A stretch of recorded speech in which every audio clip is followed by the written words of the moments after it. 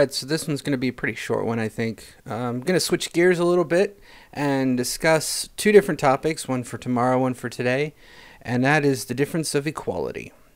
I've seen this come up a lot in a lot of different debates. I do see it spelled out a little bit, and there's a video I'll link in the description that really spells it out quite well in the term of economics. But I'm going to talk about capabilities and merit-based system versus the one that's being promoted. And I'm going to start with the equality of outcome, or the social justice equality, if you want to put it that way. It doesn't matter to me. It's kind of the same thing. Okay, so let's go over the merits and flaws of this position first. Let's go over the merits first, because those are the easiest, I think, to point out. And it's actually where the stance of the social justice warrior, the progressive, regressive, whatever you want to call them, come from. So it helps you understand where they're coming from and why they think this is equitable, why they think this is a good idea. And it stems from the idea that you don't want to have people in your society who are left behind. You want everybody to have a fair and equitable outcome, everybody have a good quality of life, and everybody essentially achieve, or at least have decent things in life, however you want to put it. Their outcome essentially is equivalent to everybody else, where they all kind of get the same kind of good living conditions, if not better, right? They all can afford a house, they all can afford a car. Those are the two main staples of American life anyway. So both the car and a house are affordable, plus you have a little bit left over for living expenses, which is your technology based things, internet, cell phone, what have you. You can afford all these things, and this is equitable. This is an outcome that is desirable by all things. And we've also tried, in the United States anyways, tried to legislate this. In education in particular, what you'll see is it was a legislation that was done when George Bush Jr. was in office, I guess, so it's been a while. His equality of outcome was actually done by his wife, where they tried to do No Child Left Behind. Progressive, I'm not sure how to put it, but essentially it was a program that was meant to make it so all children that were in education, none of them were left behind. Everybody at least passed their grades, and there were programs in place where if a child was falling behind in grades for whatever reason, this is the assumption that all children were capable of doing these things and passing the standardized testing and all that fun stuff. If all were capable of passing these things, then no child should be left to the devices of where they would not be able to go into higher education, into high school, into high school and actually pass high school, or get into college and actually succeed there. This is also the mentality we've seen in certain sporting events, particularly I've seen it in soccer, I've seen it in baseball, and a couple other that's United States soccer, by the way, for those that are European. It's football to you guys, like I give a shit. But essentially it was the idea that everybody gets a participation medal, a trophy, if you will. That no one was left thinking that they've lost or that they didn't succeed. It was very much directed on trying to remove a meritocracy and replace it with a societal outreach, if you will, where no child essentially had the feeling of loss or frustration, like they didn't achieve something.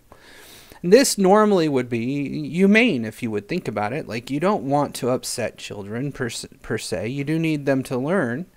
But at the same time, if they put forth the effort and then get nothing out of it, that's not exactly how things work now, is it? If they put forth the effort at a job and they get a paycheck but no bonus, not all companies are like that. Usually it's everybody gets a bonus based on their performance rating, and if they did just like everyone else, then everybody should be getting a bonus. But if you did poorly, then you don't get a bonus. Well, this is where it also fails, because there's some life lessons that are lost in the process of trying to make it so it's equal for outcome, that all people are equally achieving greatness, if you will. One of the first places that I saw this, in fact, this was in the news just recently, where they lowered the standardized testing scores so that people could get into Harvard Law. Another one I saw was at Oxford, where they gave women 15 minutes, I think it was, more time to complete their testing because it was more difficult to them than men for STEM-based, so it was science-based, mathematics, and I'm not sure which field of science, but I know one was mathematics. And because they don't do as well as the men in these tests, they gave them more time so that they could do as well as men in these tests. I'd be interested to see, with giving this more time, do they actually do better? Or is it just wasted effort?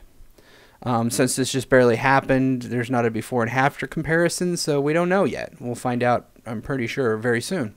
Somebody's going to do a study and say, yeah, that didn't help at all, I'm pretty sure. That is going to be my assumption and my hypotheses. I'd like to see myself be proven wrong on that, where it did help them. But then at the same time, this is what's lost. The valuable lesson from losing is something that strengthens the character of the individual. If you've never known loss, if you've never experienced the frustration of defeat, how can you ever know victory? How could you ever know the gratification or satisfaction of doing something well or even excellent if you've never failed before? Every innovative person that you could talk to, every leader that you could talk to, will tell you something similar to what I believe it was Thomas Edison once said, that he found when they asked him about developing the light bulb. I could be getting this fable wrong, but shoot me, I don't care. He went through like 100 different tests, let's say. And he failed every one but the last one, where he decided on the last one they vacuumed out the seal, and then he waited about 15-20 minutes and then vacuumed out again and found that there was indeed more air inside the bulb. So they were not sealing it in a vacuumless glass bulb to make a proper light bulb. And then one person went up and asked him, well, with all these failures, what do you have to say? And he says, I never failed. I found 99 ways of how not to make a light bulb. This is taking a loss and turning it into a victory. You know now this is not the way it's done. This is completely lost on the younger generation, anybody younger than me pretty much. The millennials and the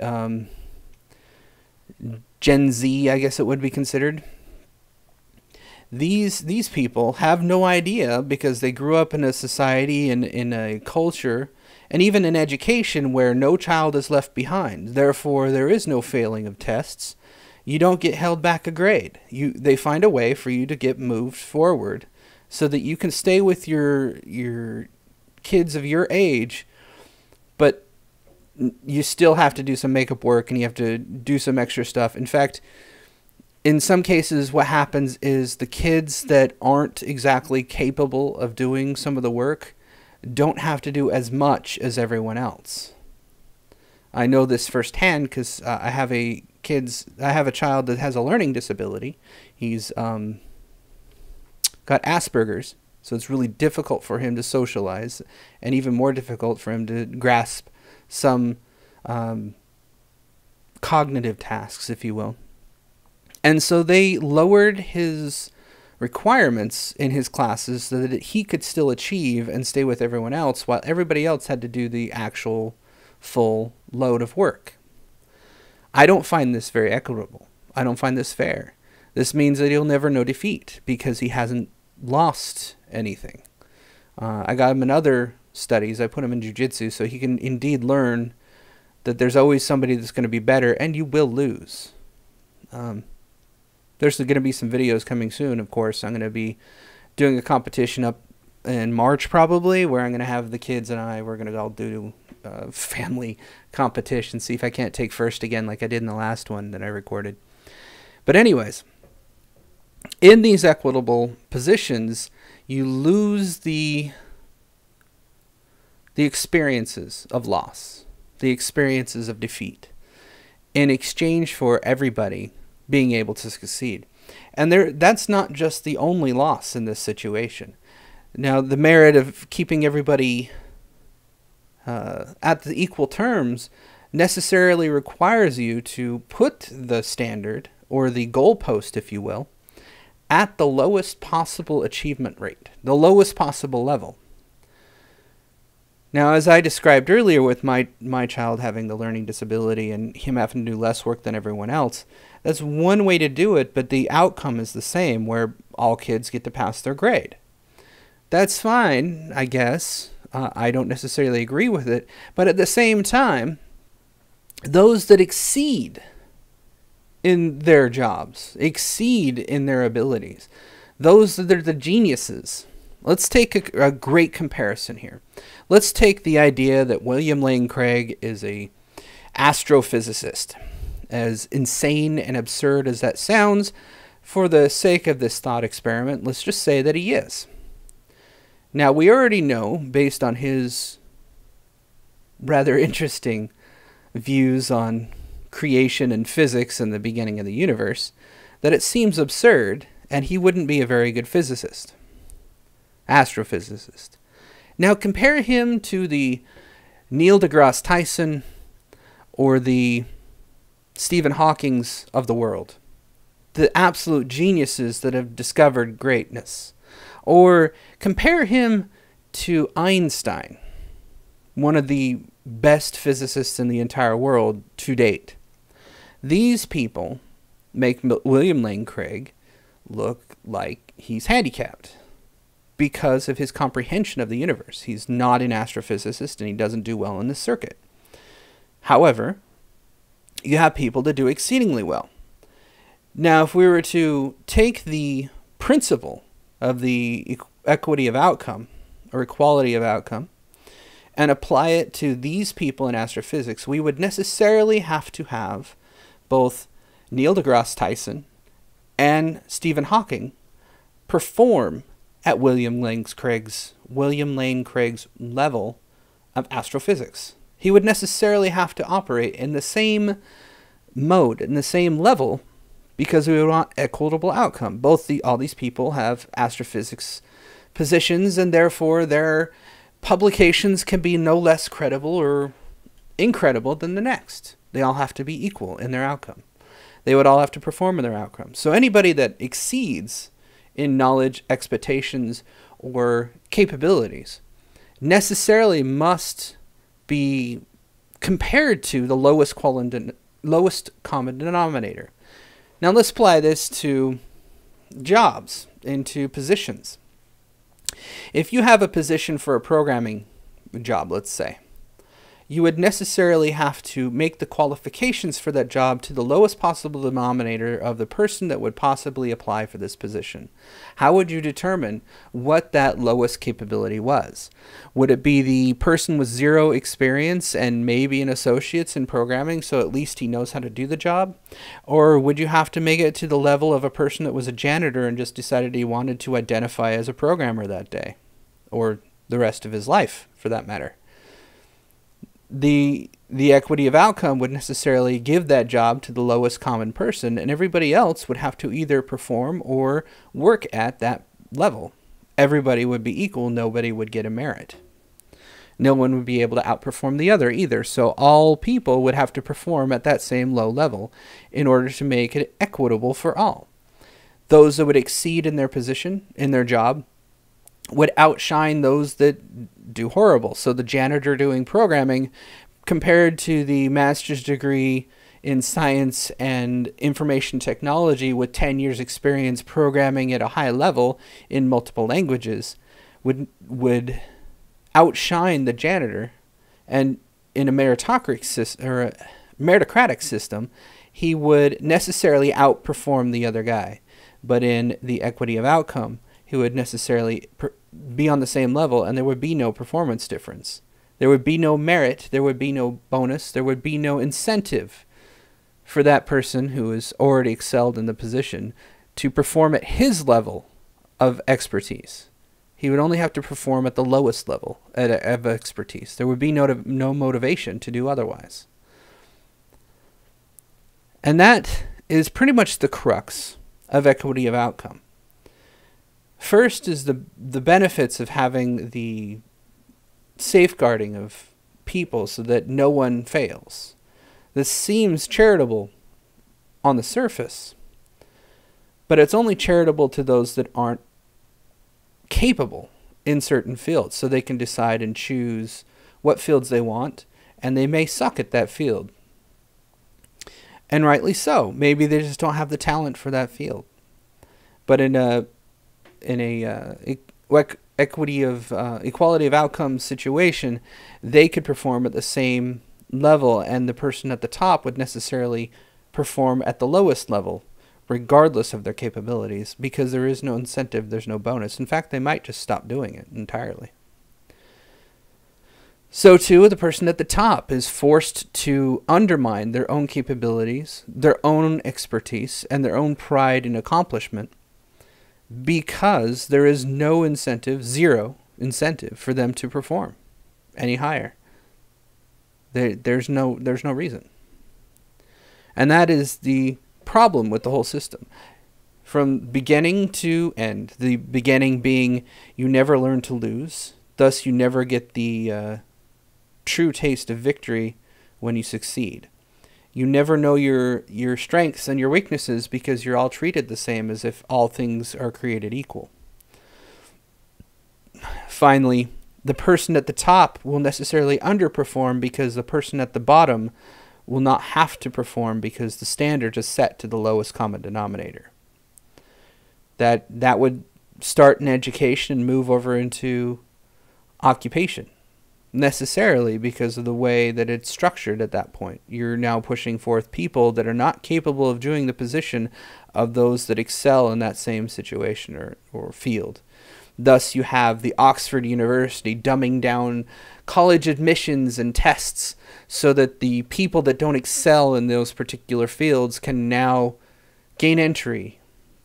That it was too hard for them before, mainly because either interest, difficulty, or concepts they're not comfortable with, whatever that situation may be.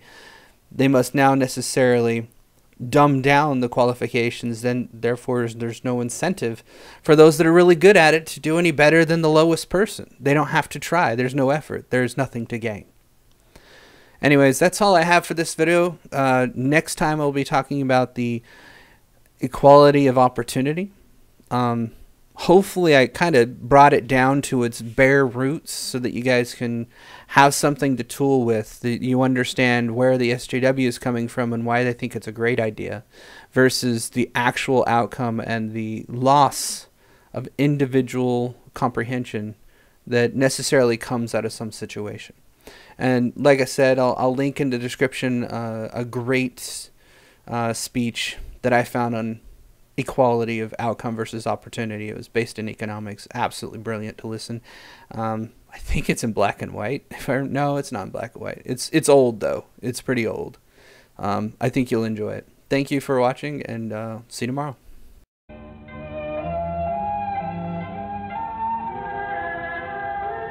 I've completed my work. Time for me to go.